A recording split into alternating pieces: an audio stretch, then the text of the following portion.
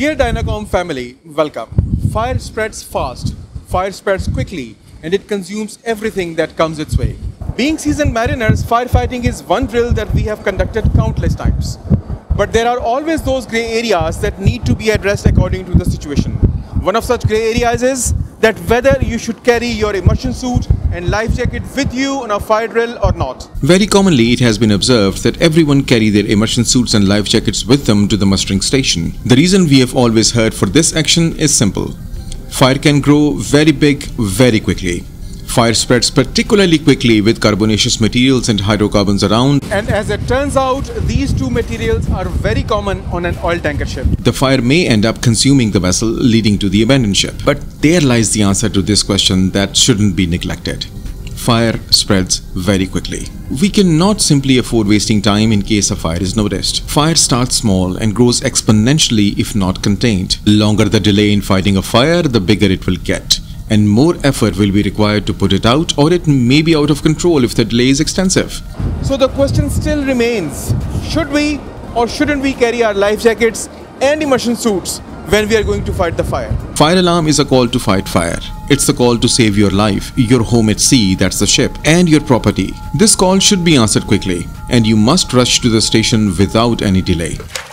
Don't waste time in gathering your immersion suits and life jackets because you won't be actually wearing them when fighting a fire. If you carry them with you, you'd actually have to leave them on deck somewhere while fighting a fire, and you may end up losing them completely. Let's consider a fire in the engine room. If you are at or near the forecastle, it would be waste of time to go to your room, grab your life jacket and then get back to the station. Delay of each minute in fighting a fire is an opportunity for the fire to grow big and get out of your control. Time is of an essence in firefighting. We cannot afford to lose time. In 2022, a short circuit of battery in one of the cars loaded on a car carrier caused a fire to erupt and very quickly engulfed the vessel to a point where the crew had to abandon ship. In 2021, fire on one of the containers on board a container vessel led to the loss of vessel at Colombo anchorage. In 2018, the oil tanker carrying condensate burnt down with all of its crew in South China Sea. We don't know if those vessels wasted any time before fighting the fire or not. What we do know is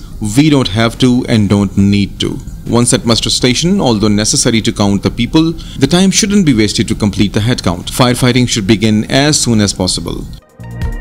The officer in charge should keep checking the people as they arrive and keep sending them off to perform their designated tasks or to perform a task that needs to be performed first. The head count will be done along as the people come and join the firefighting effort. Remember, any delay in fighting a fire is an increase in the risk to the safety of the ship, her complements and the property. In the worst case, when someone couldn't carry his life jacket immersion suit from the cabin and the vessel needs to be abandoned, first of all, there are always immersion suits and life jackets kept at common places like bridge, engine room and forecastle. Time permitting, those can be carried by the people attending those spaces, if close by.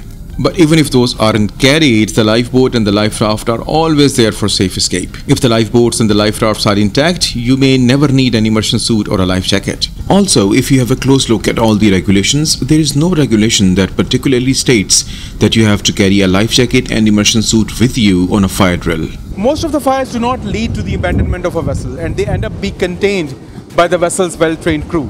So the conclusion is, whenever the fire alarm rings, you should rush to your stations to fight the fire as soon as possible.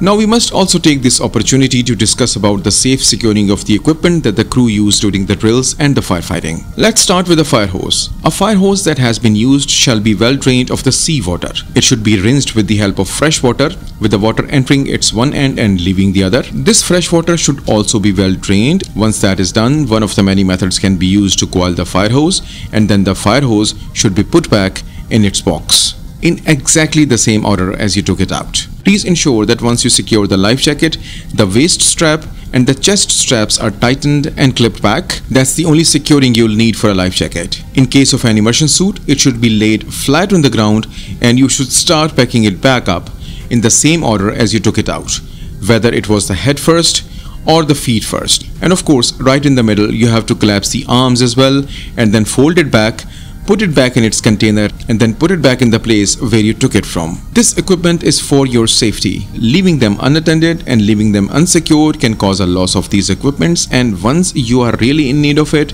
you may never find it. So please don't forget to secure all the equipment on board your vessel after each drill. Remember, time is the key. Do not waste time and you'll have your whole vessel with you.